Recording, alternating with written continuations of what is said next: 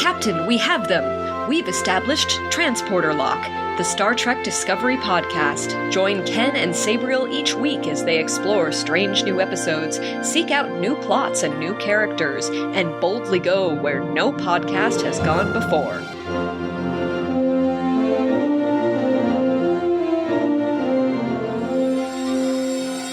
Hello and welcome to Transporter Lock episode number 69 for Saturday, December 12th, 2020. I'm your co-host, Chief Engineer Ken Gagney. And I am Emperor Sabriel Maston. Oh no, Emperor, are you the Mirror Sabriel? No, I'm the normal one. Kind of reminds me of an episode of Red vs. Blue, the Machinima series, where there's this entity that's leaping around, inhabiting people, making them evil. And like when they jumps into one person, like he starts talking about kicking puppies and evil laughter, and then jumps into one person, the guy says, I don't feel any different. Because he's just that naturally evil. So, I mean, really, is there that much of a divide between us and our mirror selves? No. Maybe? I would love to find out. I already have the beard. I add in a scar or two, and actually I have those too. Oh no. Which, you know, I thought was a great observation this week. We finally got confirmation that in the Mirror Universe, they are the Prime Universe, and we are the Mirror Universe. Yeah, you know, I feel like we've heard that line before, to be honest. Now that when you were just saying it now, I'm like, wait, did Georgiou say that? Georgiou say that in the past, too? I know it's certainly something you and I have discussed on this show. Yeah, but backtracking just a little bit, we were talking about Terra Firma, Part 1. Right.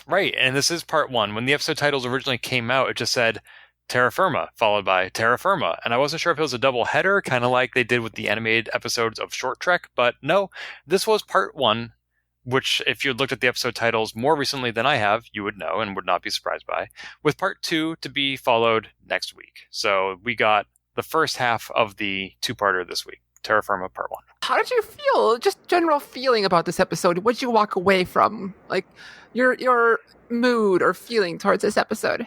I think I liked it. I mean, for one, I know some people just don't have any affinity or interest in the Mirror Universe. And I respect that. You know, it's totally divorced from the Prime Universe. It's sort of a cop-out, like, oh, things that are good are bad. It's just sort of an easy switch to flip.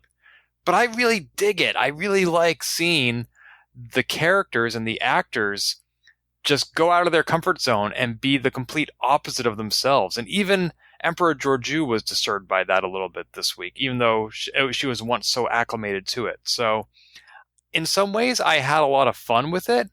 And in some ways, it also captured some of the TOS era of, this is just absolutely bizarre, and there doesn't need to be a scientific explanation for it.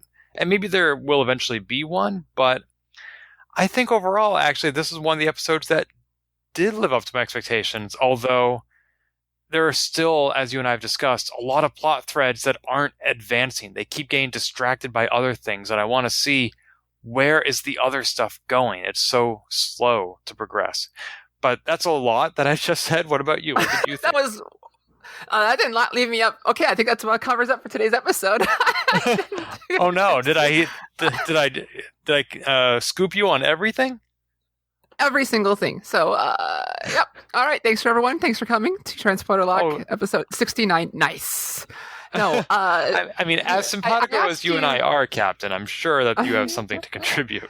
I asked you this because I was speaking with friend of the show, Charlene Schmidt, and she was not fond of the episode, or at least was on it. And my feelings when I walked away with it was, I really enjoyed this one too, but enjoyed in a different sense. I got a bunch out of this because I enjoy the Mirror Universe a lot as well. Char does not. And a lot of people online are really down on the Mirror Universe, and I can see why. And it all kind of comes back to something like Rom said in Deep Space Nine episode. I think it was the Emperor's New Cloak. He saw his, in the Prime, or in our universe, his wife is Lita, and he saw Mirror Lita, and it was just like the reaction that he got there was so off. Everyone acts so weird, and Rom like yells out into the void like, "This doesn't make any sense!" And That's what a lot of the Star Trek fandom feels about towards the Mirror Universe. If you pick it apart, if you look at it any longer than one episode, maybe two, it doesn't make any sense. How they got this, how they got far. Why did ship be called Discovery in the Mirror Universe? Unless we're discovering new ways to torture our enemies. No, it doesn't make any sense, but I still just love that dichotomy of back and forth and how these people would look if their general sense is, how like in most people in the real world, we try to we think of something bad, we tamper it back.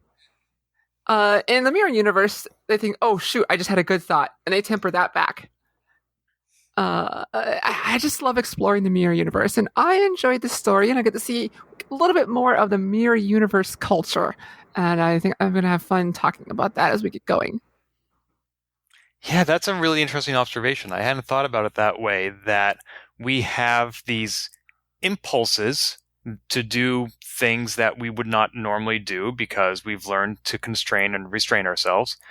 And in the Mirror Universe, they probably have the same impulses, but to do other things. Like maybe they, on some level, want to be good, but they know that that's a sign of weakness and they can't show that. Whereas here, sometimes that's true as well, but in general, we want to be good and we try to enact those impulses. So that's really interesting that the difference between our universe and theirs could be so simple yet so fundamental, and this entire different universe spawns as a result. Yeah, I wish I could take credit for... I've had that thought before, but I could never express it into words, and then I watched a little clip from Ready Room this week, and Emily Coots, actress who plays Detmer, mentioned that, talking to Sonequa about that. And they had that thought. And like I said, I've had these thoughts and I couldn't word them much good. And so I would like to thank them for putting them down. But so this episode, we started in sickbay with Glasses Guy. Yeah, who we learned from closed captioning is named Kovich. Yeah, I think Glasses Guy is much more mysterious, but hey, Kovich works. That sounds kind of X-Files to me. Yeah, like right? Maybe he's Smoking Guy's cousin. I've never even seen X-Files, but I know Smoking Guy. Yeah, so I feel like Glasses Guy just kind of fits pretty. Wow, words is hard today for me apparently. But yeah, I like Glasses Guy a lot. But we found out today. This is something I was squeeing about online last week. Where here they actually mentioned the Kelvin universe, not by name, in the Prime universe. I got a kick out of that. Yeah, Glasses Guy said that Commander Yor was a time soldier who came not only forward in time, I think from 2374, but also from a different universe created by an incursion by a Romulan mining ship, which of course would be Nero's ship from when he went to the black hole, created by the Romulan star collapsing, I believe. So I think it's interesting that they know that timeline exists and that temporal incursion occurred, and yet how does their timeline still exist? Like, normally when you go back and you change the past, the future changes too, and yet Prime Universe is still here. And time travel has so many different rules and theorems and hypotheses that you can make anything the truth. Sure. And that's not something I necessarily need an explanation for, but clearly this is a federation that has survived temporal wars. Whether or not those were the Cold Wars from Enterprise, I don't know. But they have more insight into temporal mechanics than we do, and more than any other series of Star Trek has experienced. And so I'm sure they have an answer to it. Yeah, I could see where we have a fourth dimension. When you travel the fourth dimension, you see a lot more realities, and you just know all these different timelines and such, or you can find them if you need them. But that raises a question for me. Is there a difference between an alternate dimension and an alternate timeline? Because the Prime universe and the Kelvin universe are different timelines. Like, they were exactly the same up until when Nero went back into the past. Whereas the Mirror universe, as far as I know, is not the result of a temporal incursion. It was always different.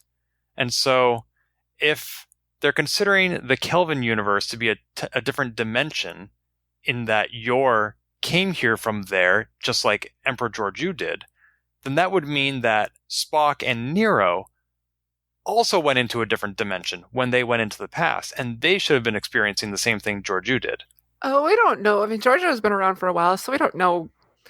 Timey-wimey, who knows? Maybe Spock would have, Prime Spock would have if he would have been around longer. Maybe he was off camera. Maybe, it's more like the drastic time jump that Georgiou did that helped, because a time soldier guy was from the future, but also not, I don't know. Timey-wimey, I don't think they were interested in exploring that part.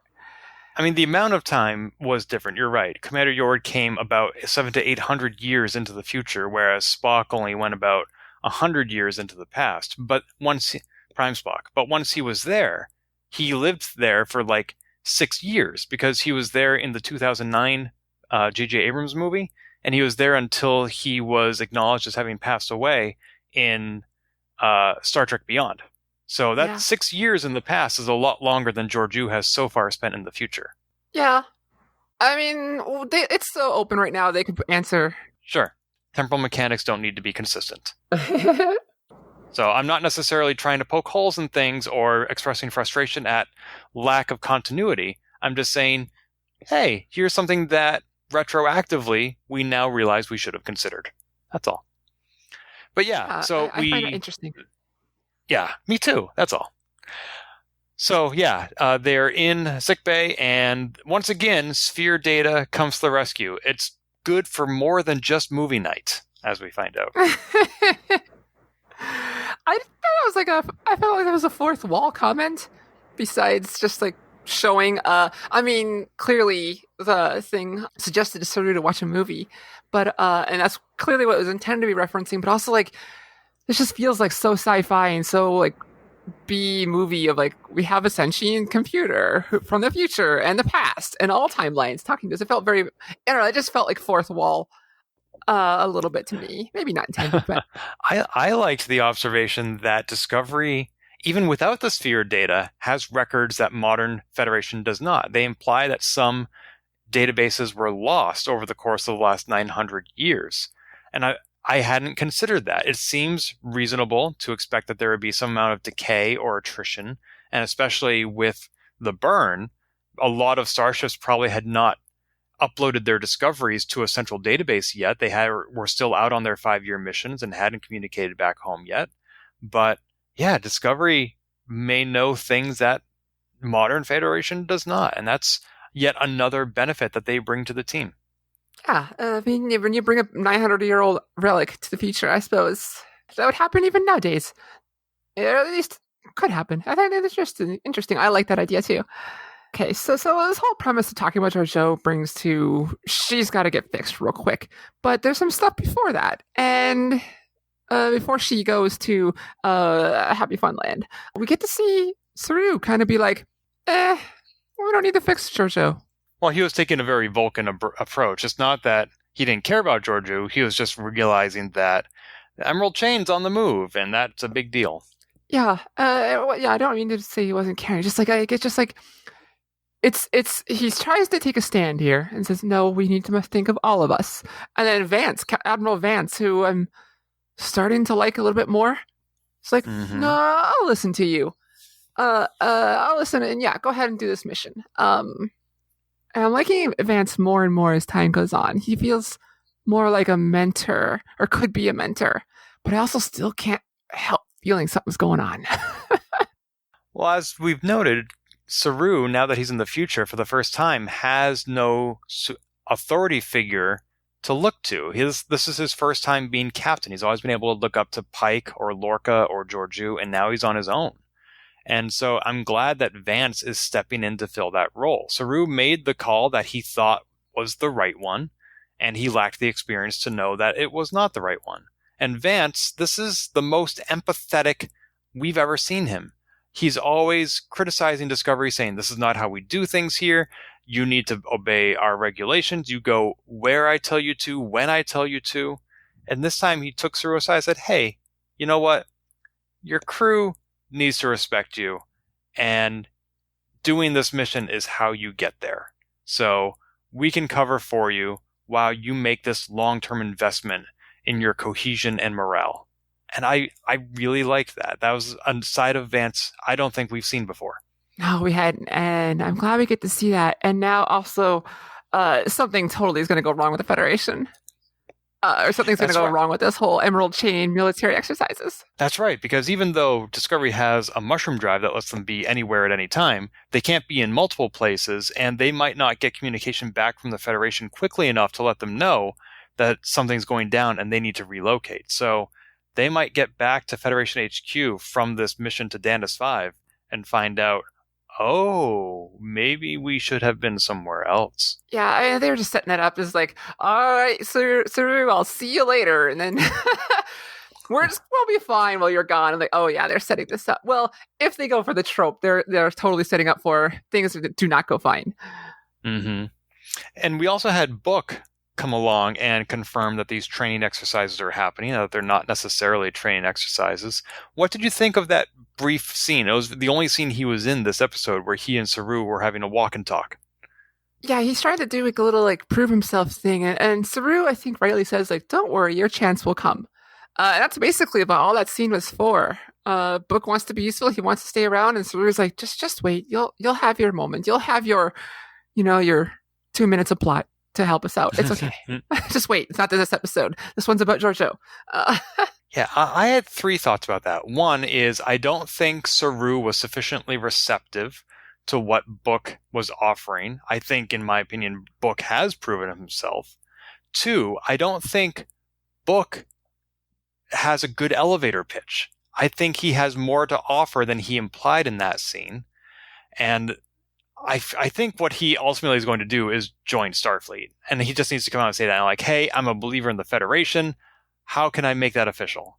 And third of all, if Book doesn't join the Federation, then I think he's going to die this season. I think that is going to be the moment where he proves himself. I know, I don't want it either. But yeah, still about that book burn. That's a great name for a ship. I would love to see. Ooh, that's true. I would love to see Burnham happy. I would love her to fall in love with a person who treats her well, and I mean that as a higher standard than just doesn't try to kill her. And I would like to see, standards are important. And I'd like to see a relationship that lasts longer than one season, something that isn't just bookended at the beginning and the end, and he came and now he's gone. So I would like to see him stick around, and the only way I can see that to happen is for him to join the Federation. And if he doesn't join the Federation, then I don't think he's going to stick around. And by Federation, I mean Starfleet. Yeah, I if he does die, I would like you to remember that. Keep that bookend joke around. Oh, I hadn't thought of that. Oh, that's good. That's good. Nice. But yeah, I agree. His pitch wasn't. He didn't know how to pitch. I mean, last episode he was still saying I, or like one eye. That's right. He's not a pirate. Yeah, he's still getting used to this whole military thing too. So yeah, I agree with you. His pitch needs work. He should have gotten to someone first. Like, how do I do this? I think right? More yeah. Data can go to the holodeck and practice his jokes on an audience that doesn't get jokes. But 900 years in the future, imagine what the holodecks 900 years in the future are like. We haven't seen that yet. Oh my God. Now I want to. Probably look a lot like they do now. Just less. You know what? Yeah. You know what? I don't know how this is going to work, but I want somebody to go into a holodeck and say, computer, show me a list of the most popular holonovel programs. And the top one is going to be written by Tom Paris. or not Sam Spade. I kept thinking about the Big Goodbye earlier this week for some reason. Well, yeah, because I can see that because it ties into the era of The Guardian of Forever, which we're going to be talking about. Yeah. But yeah, future holodeck. I wonder what differs from less future holodeck. One more thing I just want to briefly, since we're on a slight tangent about technology. I thought that having personal transporters would really be abused, but really all it's done is just make things simpler. We don't need to go to the transporter room. We don't have to worry about, we're losing their cohesion in the pattern buffer. It's just, no, you know what? Let's just get to wherever you're going and be there. And I am pleasantly surprised at how it's worked out. It's the visual equivalent of just, how TV shows, when people talk on the phone, they just hang up without saying goodbye. I mean, you can kind of do that here. It's the visual equivalent of that. You did good, son. And they're gone. Although, I wouldn't be surprised if, Georgiou did that mid-sentence, in the cafeteria when Tilly comes over and says, we can help you privately. It would be funny if it was just we can help you Where'd you go? Georgiou just does she just rolls her eyes and then hits the button. Conversation. Right? I don't need to be here for this. Literally. Boom. Anyway. Okay, so that actually adds some weight to Linus last week, or weeks ago, when he was playing with it. He was showing, they'd use that to show kind of the ridiculousness of it, where you could just appear anywhere. But that was a good contrast, because you're right. They could just be goofy with it. And they're choosing not to. They're using it dramatically and in good ways. Yeah. Although we didn't really get to see anybody peel skin off Linus's face, and I'm disappointed by that. No, we just peeled it off Saru. But we did see Georgiou in the cafeteria. She and Tilly had a little moment. And wow, Georgiou, as many people do even in the Prime universe, when threatened with vulnerability or frailty, do not accept help well. No, I can definitely see it with her. To her, it's a sign of weakness and all, but hell, it's people these days too. Even in real life, people think it's a sign of weakness when it's not. Yep. And she just exacerbates that to times 100. But I thought that scene was necessary because moments later, when Burnham and Georgiou are warping down to the planet, or transporting, we got to see a very different dynamic between Tilly and Georgiou. And that showed to me that Tilly is the stronger person and doesn't hold a grudge, which is hard. And also, maybe what we were seeing of Georgiou in the cafeteria wasn't her. It was just her lashing out at being frustrated, at being weak, which was an important distinction because we saw some very transformative moments in Georgiou's character this week. Oh yeah, she was totally lashing out. She's been doing that since she's getting more and more hurt. Glasses guy even mentions that, basically. He was telling, before they found this 5% chance of a cure, he was telling Cobra, you're better off just sedating her, or Georgiou. Yep. Throwing her in the brig.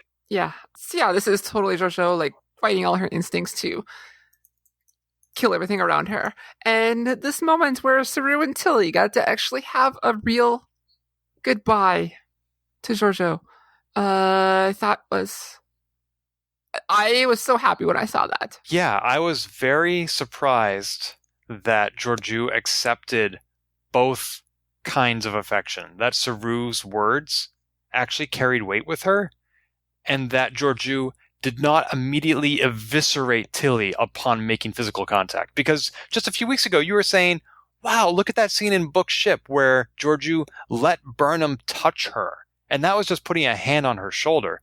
This week we went for a full-on embrace, and Georgiou tentatively, eventually, hugged back. Yeah, it was very tentative, but yeah, she did it back. And your crew might survive you after all. That's the kindest thing she said to anybody. That's true. I believe it. Shall we talk about what they found down on the planet? Let's do one more on the ship here, because there's one more scene, and then the rest of the episode is all down there. Yes, go for it. Yeah, first we show Adira is pushing themselves super hard, but they did figure out what is sending that distress signal, and it's a Kelpian ship that's been sending it for over 100 years. Yeah, as soon as they recognized the species of origin, they were like, get Captain Saru now. And Saru seemed really moved by this. I don't know if that was because he only just before coming to the future had his first experience of Kelpians as a spacefaring race. And so the leap to, wow, they have their own science vessels now and their own communications, maybe that touched him. Or maybe it was just a matter of, this is the first time he's seen a Kelpian in the future. Yeah, I'm sure it's actually all of it.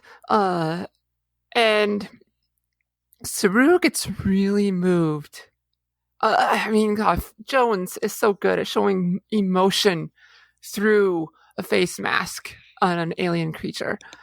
And we get to see Saru, like, I don't know if it's pain or thoughtfulness or all of it, but this his reaction to seeing another Kelpian was just a very powerful moment for me. I don't know. I thought it was so well done. Yeah, I would describe his emotion, though, as more melancholy as opposed to relief. Like when Nan saw the other Barzans, she was happy in a way. I mean, she was smiling. She's like, this is the first time I've heard my language in so long, and she was so happy by that. And Saru, I'm not sure he was happy. No, it was a different feeling. Or if it was happiness, it wasn't, as we describe happy, more like pleased that to see Kelpians in the way you just said there. Pleased that they're around. And then like we had to see this reaction twice, because when he found out the Kelpians joined the Federation, he had a very similar reaction. Just like, wow. Although there are a lot of implications here, somewhat independent of Saru, to the fact that the distress signal is coming from a Kelpian ship, because if they found something in that nebula that caused the burn, then in a roundabout way, everything that happened in Season 2 involving the discovery and the sphere data is responsible for the burn.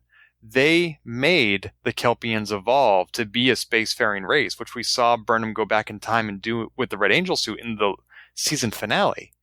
They did all that in order to create the moment where they could send Discovery into the future and get the sphere data out of Control's hands.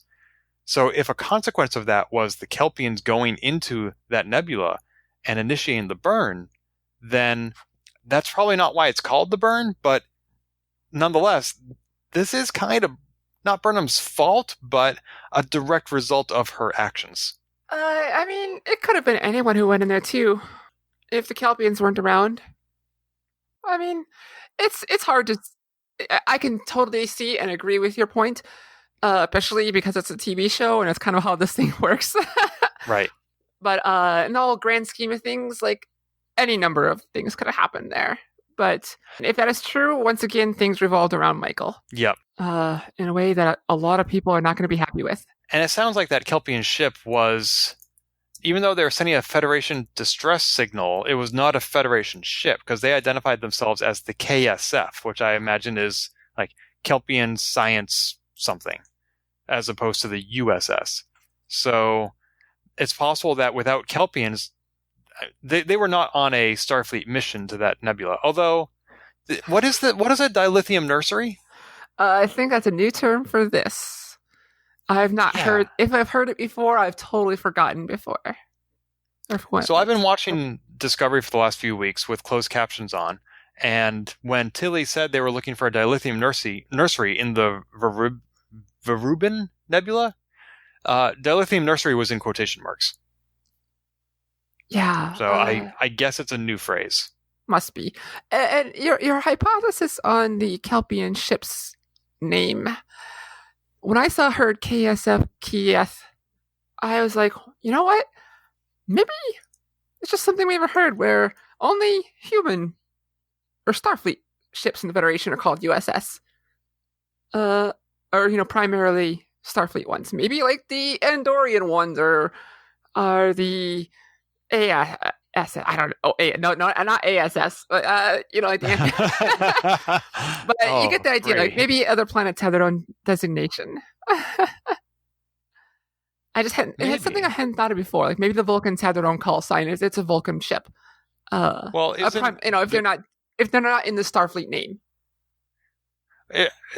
For USS, if I recall correctly, and I'm not looking at Memory Alpha at the moment, the U stands for the United Federation of Planets, and SS stands for Starship. So I would hope any vessel in the Federation uses USS. We have experienced non-Federation Vulcan science vessels having different prefixes, so they're definitely in use. Now I am looking at Memory Alpha for KSF, and it doesn't say anything we haven't already said. KSF was an identifying prefix used as part of the name for starships in the 31st century. An example of one such starship was the KSF Kayeth. Nowhere in that definition that I just read does it say anything about Federation or Starfleet, which doesn't mean it's not part of that, but we can't definitively say. Yeah. So I don't know. It's interesting and leads to possibilities that have not really been explored. I guess that's the most we can say right now. Mm-hmm. Yes. And I do like the implication that even though they are in the Federation, if this is a non-Federation vessel, that means that the Kelpians have enough scientific curiosity and ship power, if that's a word, to both be in the Federation and have their own science vessels. So that is definitely an evolution from where we last saw this species 1,000 years ago. Absolutely. I would love to hear about that. Yay. And so... All right. Down to the planet? Yeah, the next thing to talk about is the rest of the episode. And you know what? Hold on. We went from Earth, and we traveled thousands upon thousands, tens of thousands, hundreds of thousands, or maybe even light years, to this almost the center of the galaxy, to meet Carl. Right on the edge of the Gamma Quadrant. Yep. Carl. Oh. Yeah. What? You think he's a changeling? You think he's an Iconian? No. I was just thinking, like, they're on the... She said, like, edge of the Gamma Quadrant. I mean, yes. if there wasn't enough clues already to what this person is or maybe a part of, that's another line I just hadn't thought of in the building evidence to what this person is. Okay. What else is near the Gamma Quadrant? Oh, I just meant... No, that's not the important word. The edge is the important word there. Cause, Yeah, okay. Because the city on the edge of forever. But maybe she said border. Whatever. Maybe I'm making stuff up. Whatever. We got to meet Carl, and I love Carl. Yeah, he came out of nowhere. Literally. Yes, I mean that. I love the shot where the camera pans up to look at the ground, and when it pans back, suddenly there's a chair and a guy with a hat and a door that wasn't there before, and I thought that was really neat, and I have no idea what's going on. I don't know why the sphere data didn't give more information about what they were going to find. All the sphere data said was, beam down to these coordinates and walk over here. And we saw a very similar scene, you and I both noted it, about Georgiou and Burnham, just like in Season 1, Episode 1, walking across a deserted planet, or rather a desert planet. Now they're walking across a snowy planet. It was a very similar shot to the beginning of their relationship as far as the viewer is concerned.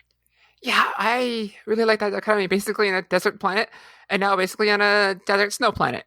I mean, it was so well done. It was so well done. Aces to you, cinematographer. This is probably old news to a lot of our listeners, but I just recently learned that there is such a temperate zone known as high desert. Like, I spent the summer living in Arizona, which is desert, and then I moved to Bend, Oregon, which is high desert. And I always thought that desert, no matter what adjective you put in front of it, just meant a barren landscape of sand. But Bend, Oregon is very lush. There's a lot of snow, and it's still considered high desert. So when you call this a snow desert planet, you're kind of right in the same sense that Bend, Oregon is a desert. It's a kind of desert. That's very astute. Yeah, I mean, I don't know why. I mean, maybe because I live in North Dakota. It's basically in the summer and the winter, it's just snow desert. So I was, but you're right. No, deserts in media are always shown as this bright, sunny, hot, disgusting place when it's not the actual reality. Even in Arizona, it snows and gets cold, and that's not even what you're talking about. But just like media doesn't, we talked about this season a bunch. Like, media has a certain way of portraying things, and it does so this episode too with Michael, which I'm going to get into, that we get so used to, and it just messes with it. And I don't know where I'm going with that, other than just there's more to this world, and I think this world is beautiful. Yes. Yay! So this guy seems to be guarding a door, wouldn't you say? Yeah, he is certainly a guardian of sorts. So let's talk about that newspaper he's reading. The Star Dispatch is a newspaper we've seen on Star Trek before. In the original series? Yeah, in the original series on the City of the Edge of Forever. in one of the newspapers there, just in that little scene when Kirk and Spock are back in time, is the Star Dispatch. And it was, it wasn't a prominent set piece or anything like that. But then all of a sudden, here's Carl in the middle of nowhere, or on the edge of nowhere, reading the Star Dispatch with the exact same font, the logo, and everything like that. I took some pictures for our show notes, which taking up tons of space, but it's the same paper. Yeah, instead of the headline being that Edith Keeler died, this headline is Emperor Georgiou dies horribly painful death. Like, kudos to whichever reporter wrote that headline. Oh, that editor is totally like taking away with this headline. All right. We also see some headlines about good soup, and we see a crossword puzzle, but according to Memory Alpha, which apparently the editor there was much more detail-oriented than I was, this newspaper references the Takan supernova from the Next Generation episode The Last Outpost, the disappearance of the USS Jenolan, which Scotty was on in the Next Generation episode Relics, and it mentions the 21st Street mission from the TOS episode The City on the Edge of Forever. Yeah. Plus we got some cool hexadecimal crossword puzzles and something that looks like in Vulcan. Oh yeah, now that you mention it, I'm looking at that puzzle and it's hexadecimal, or it's hexagonal. Hexagonal. Yeah. Wow. It's almost like a strategy game. Interesting. What a hell of a word puzzle. Yeah, words you have to form words going across left and right and up and down. Oh no. Okay. So everyone's like assuming this is the Guardian of Forever, the Guardian that controlled the time portals that were used as a plot device for the City on the Edge of Forever. And maybe it is. I think, but Star Trek, at least Discovery, is rarely so blatant with their hints that it has to be. So this has to be it. Because usually everyone's like, is that Ash Culber or Tyler? Is that this? Is that this? Is that what's going on? And here it's like front and center without saying it. This is a Guardian of Forever. From that original episode. Maybe, because that took place much further away than this episode, like spatially. So either he traveled a bunch, distance is inconsequential to him, or maybe there's more Guardians than just one. Yeah, we've never seen the Guardian anthropomorphized in this way. It had no physical embodiment separate from its portal. Its language was sparse. It didn't always respond when spoken to. It certainly didn't use jokes and metaphors as we know it. And even the planet it was on was not named. I just checked Memory Alpha, and it was a previously uncharted planet that the Enterprise went to after detecting time displacements. Some non-canonical sources later refer to it as the Time Planet or just the planet of the Guardian of Forever. Whereas this one is clearly Danis 5. The sphere has data about it, so people have been there before, which I'm not sure was true of the Guardian, except for whoever built it, if anybody did build it.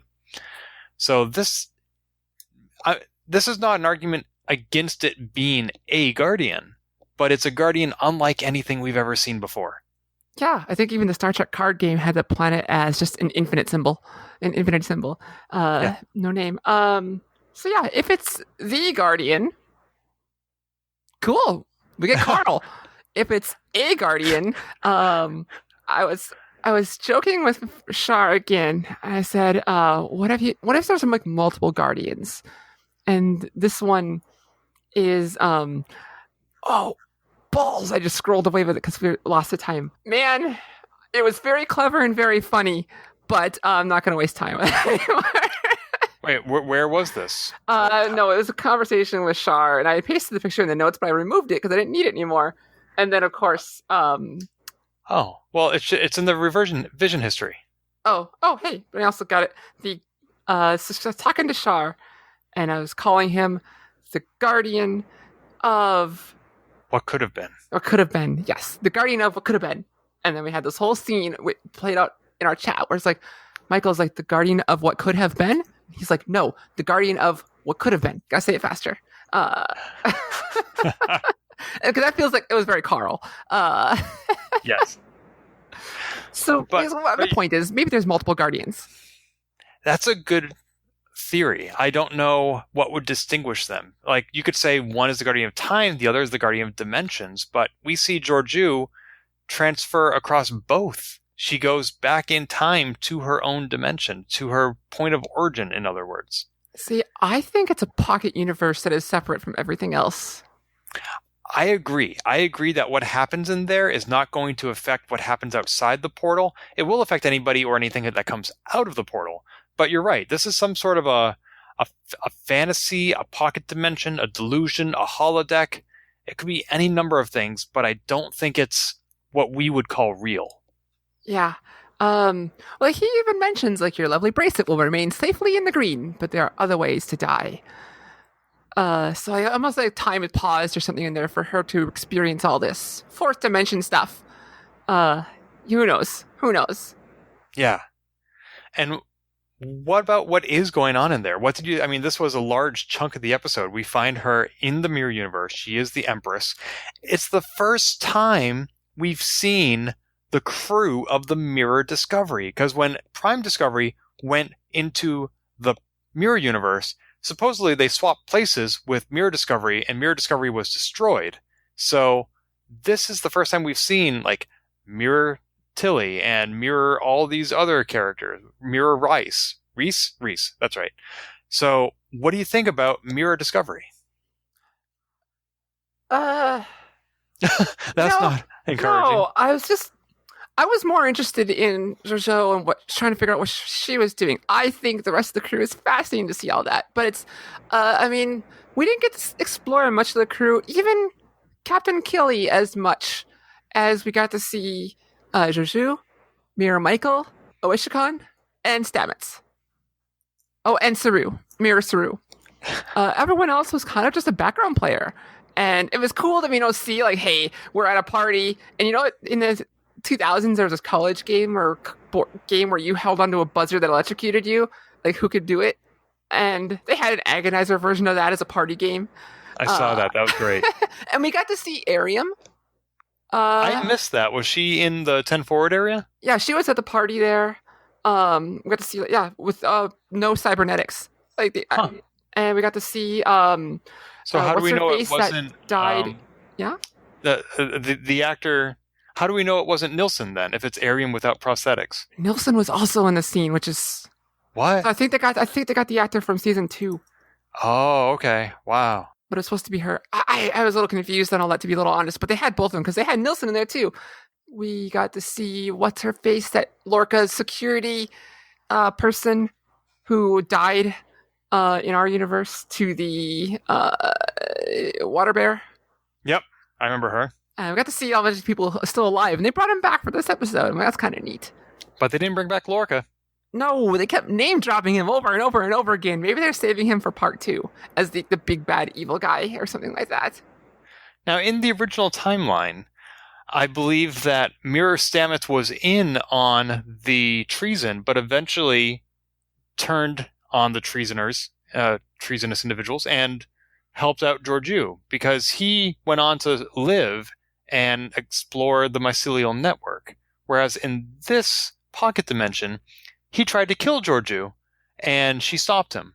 And clearly that did not happen the first time, because if it had, then either A, he would have succeeded and killed her, and that's not what happened, or B, she would have killed him, and the timeline would have progressed exactly as it did in this pocket dimension, which is also not what happened. So I think there's more differences here than just Georgiou. A lot of people are still thinking it's still she actually is there. I'm like, I know, because things are so weird here. Yeah. But what really confuses me about part 1 here is, how are the events here a cure? Yes, good question. But I think maybe there's some hints in the things that Carl said before she goes in here, because he was asked, where does the door lead? Where does it lead? And he says, it doesn't lead, it follows. And a moment later, he's like, the answer follows the question. It's dangerous if it goes the other way. And I feel like there's something more about those sentences, and I can't figure out what it is. I think he was just being difficult. I mean, it's possible, but I mean, omnipotent beings and their wordplay. Yeah. Or Star Trek omnipotent beings, anyway.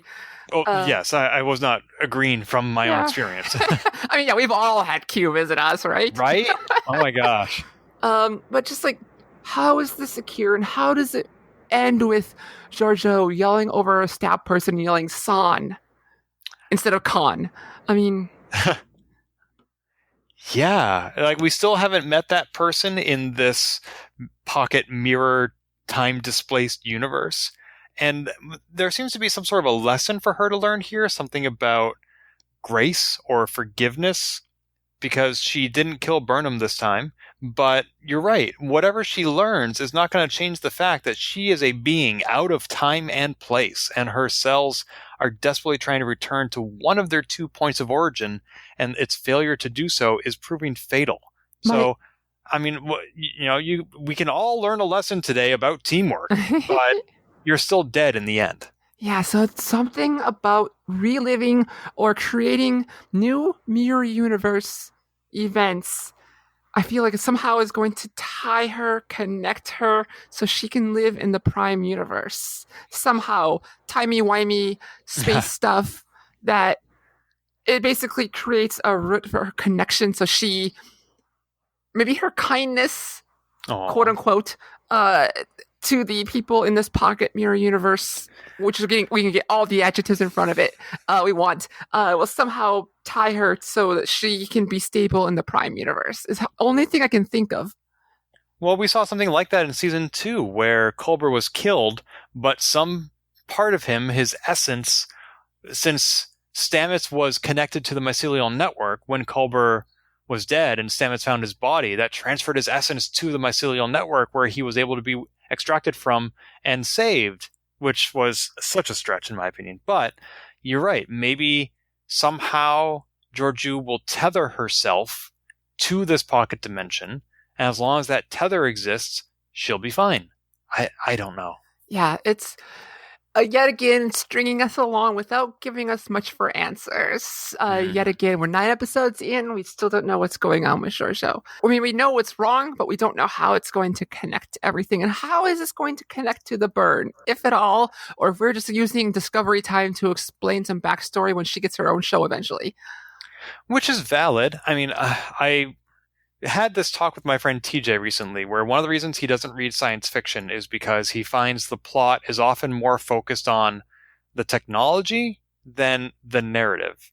And technology should be an instrument for the narrative, but in poorly written science fiction, which, as we know, does exist, sometimes it's just a matter of, hey, look at this cool tech we have. Mm-hmm. And you could argue that a lot of Star Trek holodeck episodes are about that. It doesn't really advance the characters. And that's more likely to be the case in older Star Trek, where you have these bottle episodes where no matter what the character learns, at the beginning of next week, they're right back to who they were before. So technology has more opportunity to be an instrument to the narrative in a serial series like Discovery. So whatever Carl is doing, Georgiou's not going to be the same at the end, and that's going to impact all the episodes to come. So that is a valid tangent for the ship and the series to take, but you're right, it doesn't necessarily immediately solve the larger arc. Maybe Book is going to be the one who dies at the end of this series.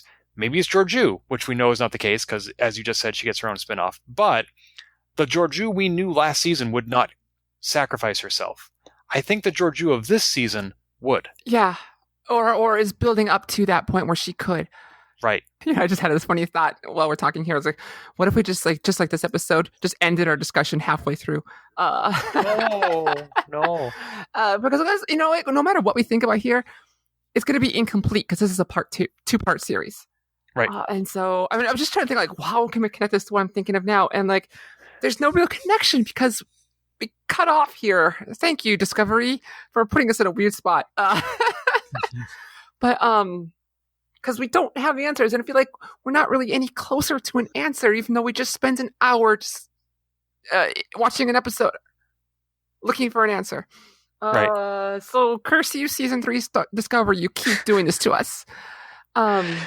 if it weren't for all the hints about, for example, Carl being a guardian, you and I have talked about how much data do you need to theorize, and if it weren't for those clues, I would have no data. I would have no theories. Like Carl could be a Q, it could be a natural organism that exists on this planet. You're right, that Discovery doesn't always give us what we need to know. Like, there was no way we could have known that Burnham's mom was now a Romulan nun. None. It just showed up. Like, we knew that was a plot thread that needed to be resolved because, like, where's her mom? But it just showed up. And I'm not saying that you need to foreshadow everything. I like some surprises, but yeah, like by the end of this episode, I know what questions need to be answered, but I don't know how they're going to answer. Like, as you said, who is San? We don't know unless you read the novel that the character first appeared in. How does Georgiou save herself? What is this 5% chance? How does this tie into the Burnham? And there's all this other stuff, like the Kelpians and Adira and the Emerald Chain and Osira and the song that is the distress signal. Yeah. There's just so much going on here, and you can't answer everything in every episode because then you'd have A, B, C, D, and E plots. Yeah, I like when I think about the D&D campaigns I've run, where I try to put too many plot threads in and it just gets confusing. Like, I don't say I am enjoying this season, but I feel like I need more than hints of a storyline that we might get. That's one of my problems when I create the campaign. Sometimes I put too much in there that could be explored and doesn't get enough information on to make it interesting for the players. And I worry that maybe this could happen to others too, where just stringing along too much and without real answers or even hints of an answer, which is kind of a bummer when I think about it. When I'm watching the episode, I'm enjoying my time. But when I sit here to think about it, I'm like, come on, just a little bit more, guys, please. A little bit more. Mm-hmm. Yeah, I feel like if they were to strip out everything else and focus on just Georgiou, maybe this could have been a one-parter, which I can't say confidently without having seen part 2. But how much more needs to happen in the Mirror Universe? Although I do gotta say, this being the first time we've ever, we saw Tilly dress up as Killy. This is the first time we've seen the actual Killy. We saw Burnham dress up as Mirror Burnham. This is the first time we've seen the actual Burnham. And I found the real Killy less intimidating than Tilly pretending to be Killy, but nothing could have prepared me for how awful Mirror Burnham is. You know what? Like when she said, like, oh, I've always been a fine appreciator of art or whatever. And Georgiou's like, yes, you have. And Burnham said, which is why I blinded them and cut off their hands. And I'm like, oh my God, that is totally in character for the Mirror Universe. But even Georgiou was thrown by that because she has gotten so acclimated to Prime Burnham, who would never do such a thing or even think it, that even Georgiou was taken aback by like, oh my God, this is not the Burnham I've been coming to love these past year or two. Regarding Tilly, yeah, everything we know about Captain Killy, the actual one, is hearsay and conjecture. And so, like, I could totally see a world where she is kind of ruthless, but it's all about what people say about you versus who you actually are. And it fits very well here. She's got a reputation that maybe it doesn't actually live up to it when you actually get to know her, but the reputation is strong, so that's what counts here in the Mirror Universe. You know, one thing we haven't seen a lot of in Discovery's Mirror episodes is Prime individuals and meeting their Mirror counterparts. There hasn't been a lot of doppelganger face-to-face.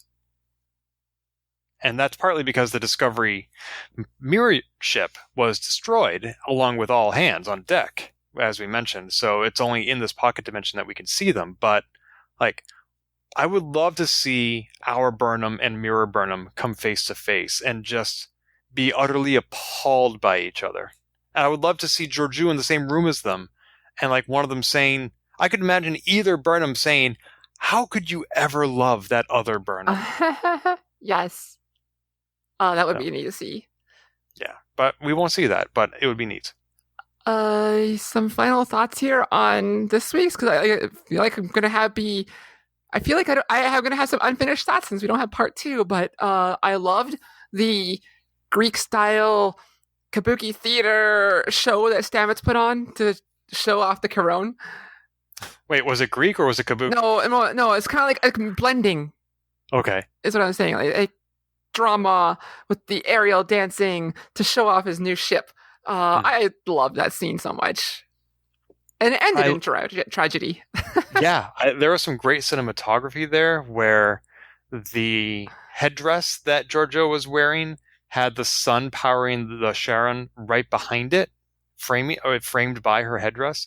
I loved Stamets' blood running down the stage along with the drapery and curtains that were there.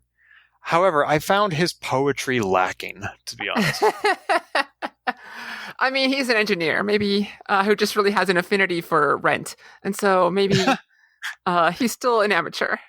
But at one point, like, he even said that the Emperor brought love to the universe. And I'm like, no. That sentiment does not exist in your universe. Oh, no. See, this is how we talk about our great leaders, though. They're just bringing wonderfulness to the universe by spreading the Terran evil. I mean, you talk up your Emperor. Even Tilly, she was like, I would never, or Killy, I would never betray you. You know, I would, of course, give you that information. And you could tell it's just the I'm sucking up until I have your job sentiment. And even Georgiou, like, kind of rolls her eyes a little bit. It's like everyone is just sucking up to the boss. And that's what's going on here. Fair enough. I mean, this is ascension through assassination, so why not? I also loved the dichotomy of, because almost every single scene in the Mirror Universe was Georgiou's point of view.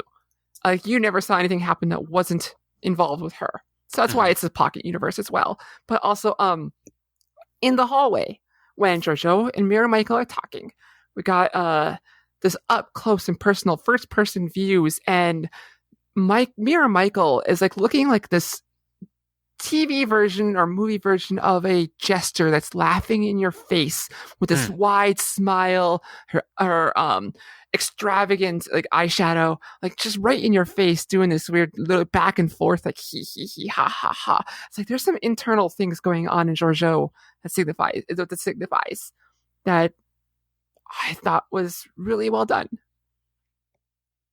Yeah, and yet at the end, she was definitely not laughing when she talked about how I was king of that trash heap and you plucked me out and made me into your shadow.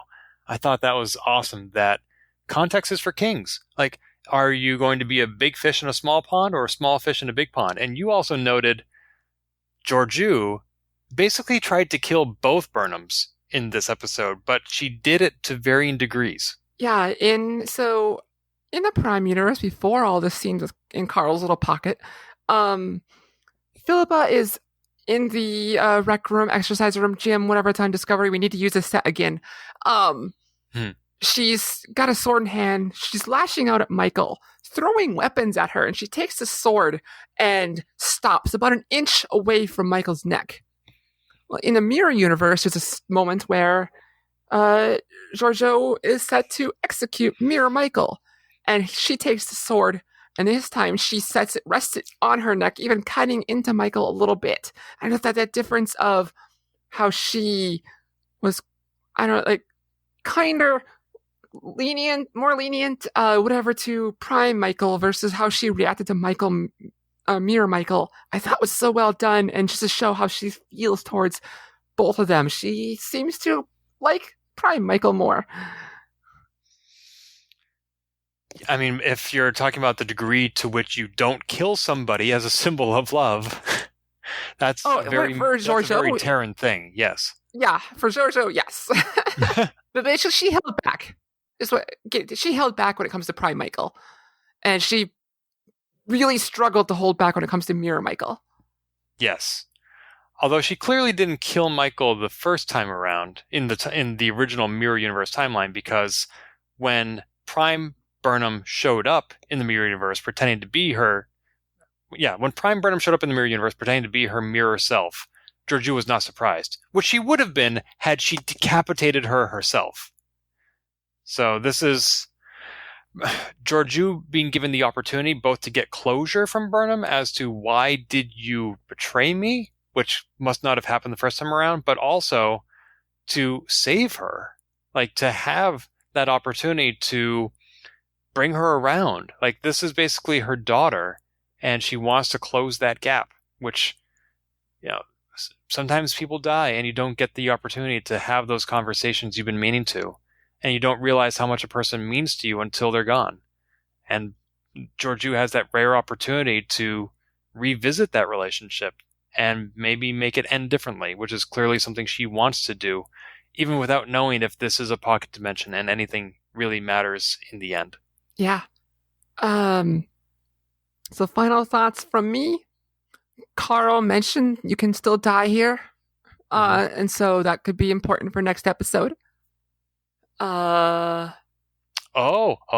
Maybe I said that maybe Georgiou will sacrifice herself at the end of this season, unlike she would last season. Maybe she will die to save Mirror Burnham, and that will somehow tether her, cure her, or whatever. Yeah, good catch.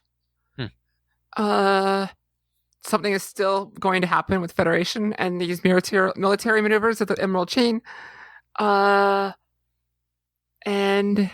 that's what I've got for this one, because, like we said, we're halfway through an episode. Yep. And it's only the second of two-parters this season, because we still haven't seen That Hope Is You Part 2, which is why I think Book might sacrifice himself. He is the hope. Maybe. That might be the season finale, although from the episode names they've released so far, it hasn't happened yet. And also, fun fact from Memory Alpha, this week's episode is one of 14 Star Trek episodes with Latin names. Oh. Well, Taylor? I didn't thoroughly peruse the list of the other 13. I suspect most of them are from Discovery. Yeah. Right? So. I mean, yeah. All right. Okay, we've been chatting for a while, and we have more to say next week when we see the conclusion of this episode. So until then, stay tuned to transporterlock.com. Hit us up on Twitter. We love the tweets. We love interacting with you, whether it's with our podcast account at Transporterlock or us as individual hosts. I'm Gamebits. Sabriel is Sabriality. Links are all at transporterlock.com, where you can also sign up for our email newsletter. Until next time, execute. If you've enjoyed this episode, please leave a review on iTunes and keep your hailing frequencies open by following us on Twitter at TransporterLock or subscribing to our podcast and email newsletter at transporterlock.com.